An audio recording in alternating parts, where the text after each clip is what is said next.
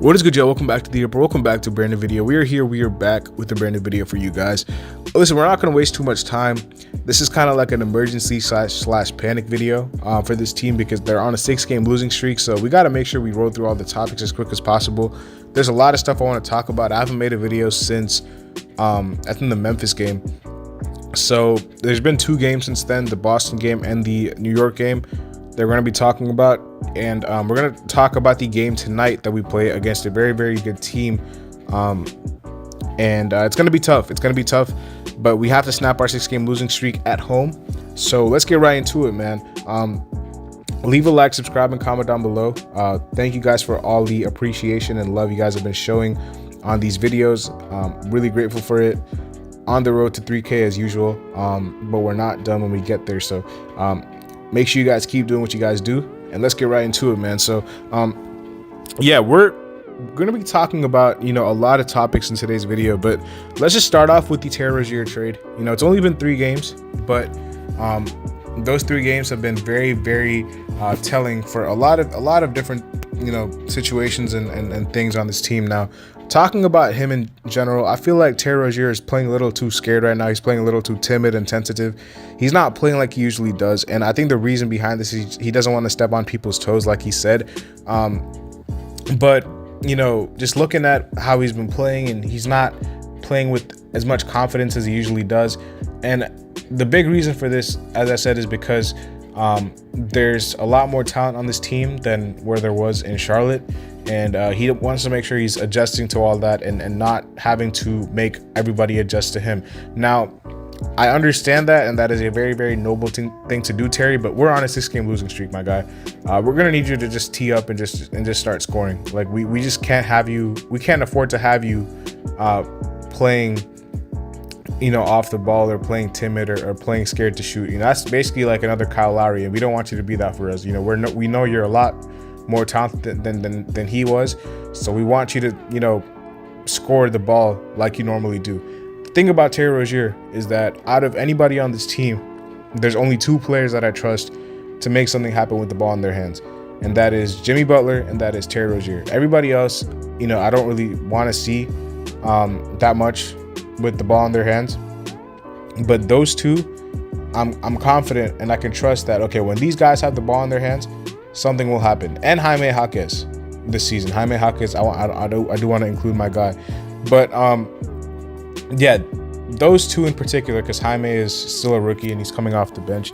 He doesn't have as big of a role, as far as minutes and production and stuff like that. But Jaime, I still trust a lot with the ball in his hands. But he's still a rookie, so give him some time. But those 2 in particular, because they're more established in this league, I feel like should have the offense run through them. Everybody else can just get in where they fit in. Terry Rozier shouldn't have to be the one adjusting. He shouldn't. He should be the one that, Spo looks and he's like, okay, this guy is not Damian Lillard, but he's having an extremely good season and he's an extremely talented player. He can score from all 3 levels. We're gonna have to play to his strengths. So give him the ball, run plays for him, and cater your offense to your 2 players who you have the most confidence in to get stuff happening and to get things cooking for your team whenever they have the ball. And to me, that is Jimmy and Terry. I don't think anybody else on this team besides, again, Jaime, as a rookie, has that shot creation or playmaking or just overall, the ability to just make stuff happen with the ball in their hands. I just don't really trust anybody else on this team to do so. So that's why I feel like those 2 players should be used the most on this team if you're talking about usage rate. Unfortunately, it has been the exact opposite.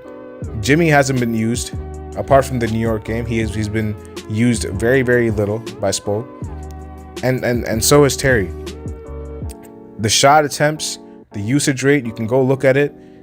It has not been the way that it should be, and the way it should be is Jimmy and Terry should be the 2 players on this team with the highest usage rate, with the highest amount of shot attempts, and with the highest amount of time and possession with the ball in their hands, because that's when you're going to win games. Because those guys are the ones that, when stuff go left, they can make stuff happen out of nothing. I'm not saying Terry Rozier is Damian Lillard or Steph Curry or Kyrie Irving, but Terry Rozier is very, very good, man. He's very good, and we have to make sure we play to his strengths because he shouldn't be the one adjusting to this team. I feel bad for him because he's coming to a situation where, he's having to adjust. For what? Like, why is he having to adjust? He shouldn't be doing any of that. He should be playing the way he played in Charlotte. Maybe not taking as many shots, but still taking a lot of shots. And I know he's not knocking them down, but right now, he's taking a lot of shots that he's not used to taking.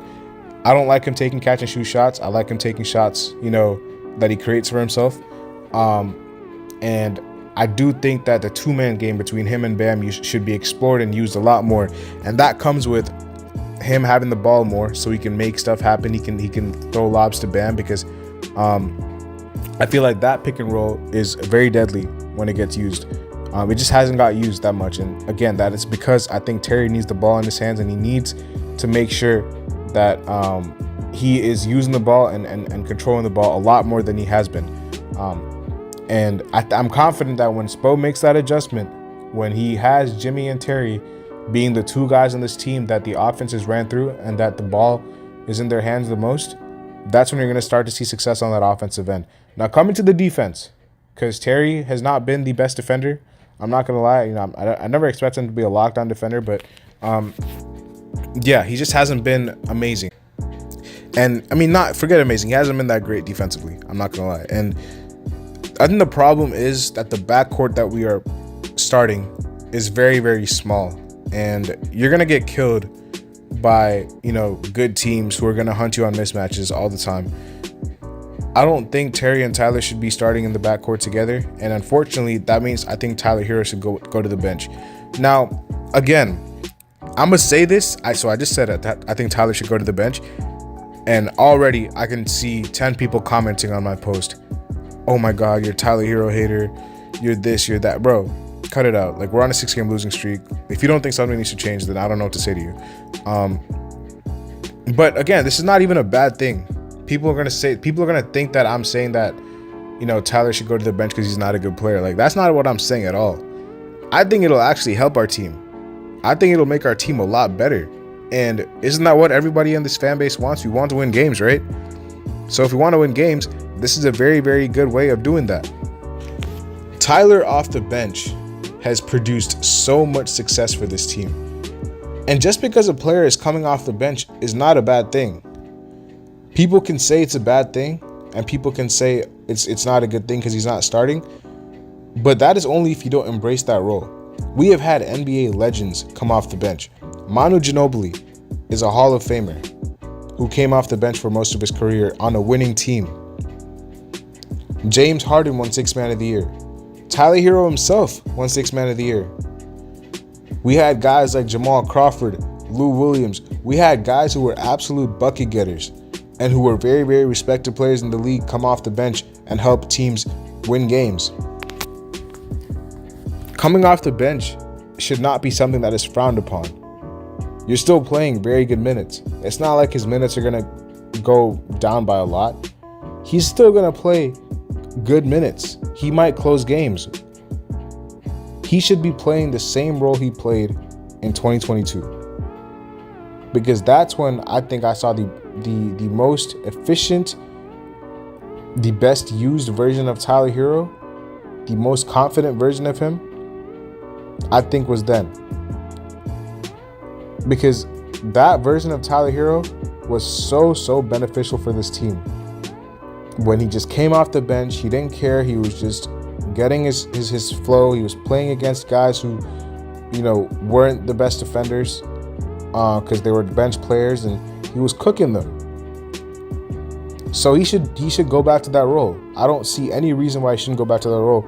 And this is not even just about Tyler, to be honest, because I think that Duncan Robinson has been playing so well.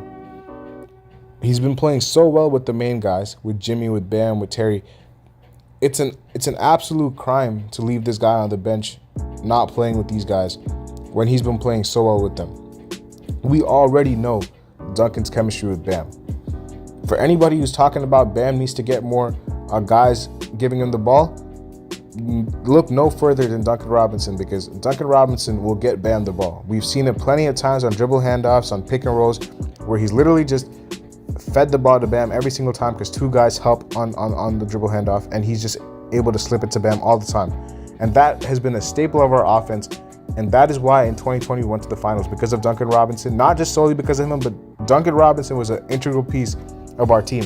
And there is no secret that whenever this guy scores 20 points or scores in that range every single night, our team is undefeated. We have never lost a game this year where Duncan Robinson has scored 20 points or more.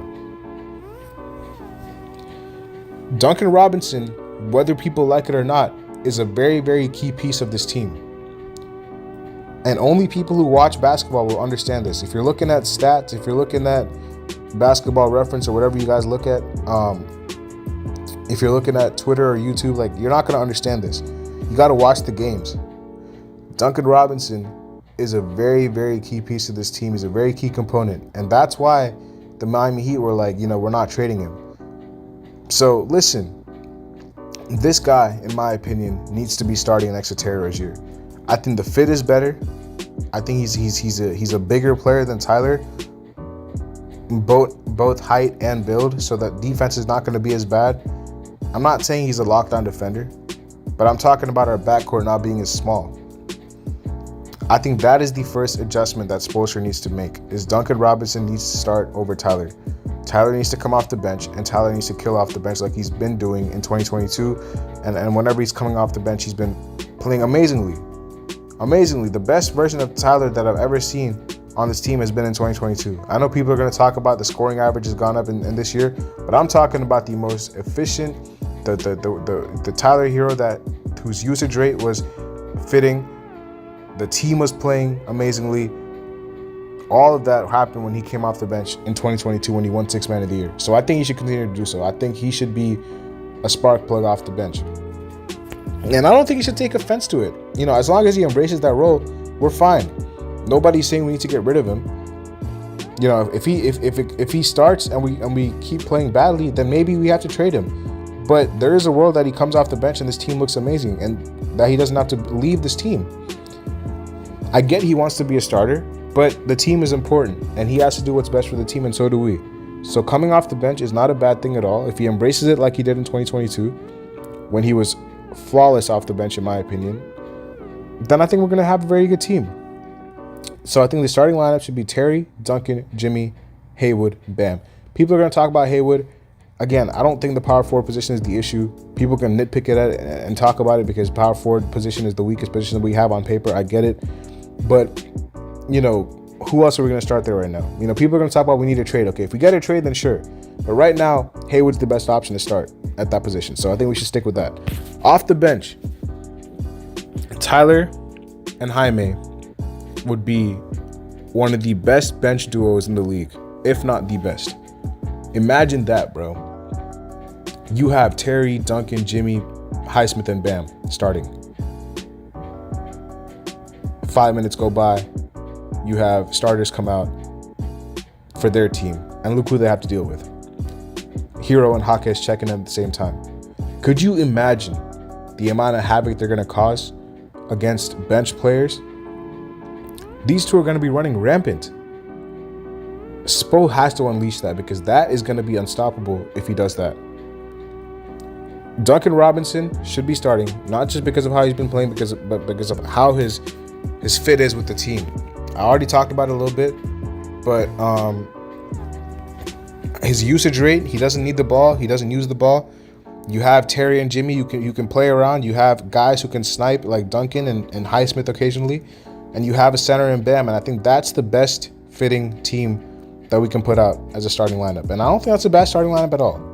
And off the bench, like I said, two killers checking in right there. And I'm a huge fan of that. K-Love, coming back from illness, looked okay, but didn't really look the best. But I think he should be still keeping his backup center spot. Now, if you'll notice, there's one player that I did not mention. Well, I'll get to that player, but let me talk about Bam first, because Bam is the guy I don't talk about. Bam is getting a lot of criticism. He's been missing a lot of shots. Listen, bro. The thing about Bam is, there's only two criticisms that I have about Bam. Is that, number one, I feel like he's falling in love with that mid-range shot too much when it's not going in. Now, I'm not saying you should stop shooting it. I'm saying you should still shoot it. Still shoot it, but get it in the flow. Don't force it. If the mid-range shot is not falling, go to the paint and draw a foul because nobody can guard you, when you're driving to the rim. He's too fast for these opposing centers. So he should use that to his advantage and get to the line and get to the rim a lot more than he has been. I'm not saying you should stop shooting because the people who are saying that you should stop shooting the mid-range shot are the same people who said he should keep shooting it whenever Brook Lopez was leaving him wide open and he wasn't shooting it in 2021. So I'm glad that he's shooting it. It's not going in, which is fine. It's a slump. It happens. You can't, put too much into that. The only thing I got to tell him is just mix it up if it's not going in. Find your offense in different type of ways. That's the one thing that he has to grow at, is when something is not working for him, he has to try to mix it up. And if he's not finishing well, go shoot some mid-range jump shots. If he's not shooting well, go drive to the rim. It's just very simple. And I think he should be drawing a lot more fouls than he has been. And that's the main thing I have to say about him. I feel like everything else is fine. His defense has been great. His rebounding has been really good. The only other thing is maybe against double teams, he's been turning the ball over because he's been taking a long time to decide where he wants to pass. He's been taking a long time to recognize the double teams, to be honest. And I would want him to recognize those double teams a lot faster. But the main thing is just mix up his offense. If he's not shooting the mid-range shot well, then I'm not saying go away from it, but just get to the line, just get you some easy points and get your mid-range shots back in the flow of the offense. All guys need to see is the ball go in. So if you hit a couple of free throws here and there, you get your confidence back and you knock that mid-range shot right back. So listen, no really worry about Bam. I feel like he's going to be just fine. This guy is our only all-star player on this team this season. He's been the best player on this team the whole year, and it's not even been close. I don't see any reason why people should be turning on him. He's been the guy holding the team down since the season started. So no criticism towards Bam should be coming. Well, criticism is fine, but I don't want to see people turning on him because that's very, very fickle to do so. Last but not least, because this is a guy I haven't talked about, and you guys will have noticed, like, why haven't you mentioned him? It's Caleb Martin. Caleb Martin, I feel like should be traded at the deadline. I'm going to say this right now because I like Caleb a lot. And, bro, Caleb was a huge reason why we went to the finals last year. People don't underestimate what he did in the Eastern Conference Finals against Boston. This guy was amazing. Amazing. But anybody who had a brain and two eyes could have told you that Caleb Martin was not going to be averaging 25 a night going forward after what he did in the Eastern Conference Finals. He got very hot at the right time, and that was amazing for us. But Caleb Martin is a very good role player. That's what he is. He's not an all-star. He's not a star. He's not a starter. He's a role player. And that's what he is. We should have sold high on Caleb Martin after that playoff run. And I think we should still sell him at the deadline right now. Number one, he has a player option for $6 million that he's definitely going to decline. He's going to decline, and he's going to go into free agency, and we're going to have to throw in big money if we want to keep him. Don't even waste your time doing that. Don't hard cap yourself, and don't spend most of your cap space re-signing this guy, because right now I don't even think we have the money to re-sign him anyway with Terry Rozier, because not only is he a free agent, I believe Haywood Highsmith is a free agent too. So both of these guys are going to be free agents because obviously Caleb has a player option, which will definitely decline, and you can't sign both of them at the price you want to. You won't even have the money to pay to sign these guys with Rozier's contract on this team. So if it was Lowry and Lowry had an expiring contract and you were having $30 million coming off the books, then maybe you could re-sign both of them. But Rozier's contract is not an expiring contract. He's here for, I think, the next 3 years. He's under contract for the next 3 years. So you're going to have $20+ million on your books for the next 3 years anyway. So you don't have the money or the room to sign both of these guys back.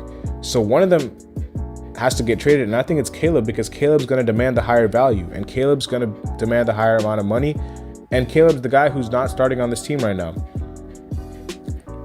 Highsmith, is safe for now. I don't think Highsmith should be going anywhere because he's the starting four of this team right now, and he's the best one we have. Caleb, I think, should get traded, and who is it for? I'm not sure, but it should be for a starting forward position, or not the starting forward position, but it should be a forward position. Whether it's a starter or coming off the bench, I think it should be for some size. And look no further than the Brooklyn Nets, who have 2 players readily available for us to trade for, and Dorian Finney-Smith and Royce O'Neal. One of those 2 should be on this team. If not, PJ Washington just had 44 points. Charlotte just did business with us. Caleb can go back there, play with his twin. He's from NC. I feel like that's a good fit as well. But I really like Caleb a lot, and it would hurt to see him not be on this team, because he was like a success story for us, man. I mean, we developed him really well. He was a very, very big success story for this team, and yeah, I mean, I'm just trying to think about for the future and for the now. Like, we're gonna lose him in free agency anyway, so why are we holding on to him? Just trade him, get better, get a guy who can help you win right now. And again, DFS or Royce O'Neal from Brooklyn is a very good option. Yeah, I think Caleb Martin being traded is a good option. It's a very good option. You know, I don't think you're gonna get anybody else. Maybe in Atlanta, if you want to get like a Saddiq Bey or like a DeAndre Hunter or something like that, you could try to get one of them. If you want to get like a Brogdon from Portland to be your backup point guard, I like the Brogdon trade too. I like that. I like if you want to get like, I don't know, I think Brooklyn, Portland, but you know, Portland is going to be tough to trade with, as we all know. Charlotte with Hayward and PJ Washington.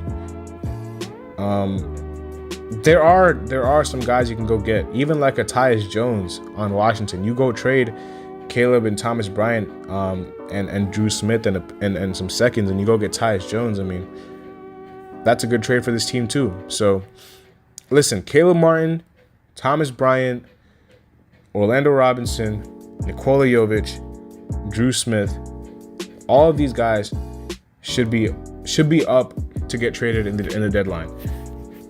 You know, we shouldn't be trying to hold on to any of them. Even Jovic. I don't think Jovic is a guy that we should be holding, because if we're trying to cater to Jimmy's timeline, Jovic has already lost his spot. Let's be honest. You know, Jovic was playing when guys were injured, but we can all see why he shouldn't be starting at that 4 position. And coming off the bench, we already have Duncan and Jaime and Love.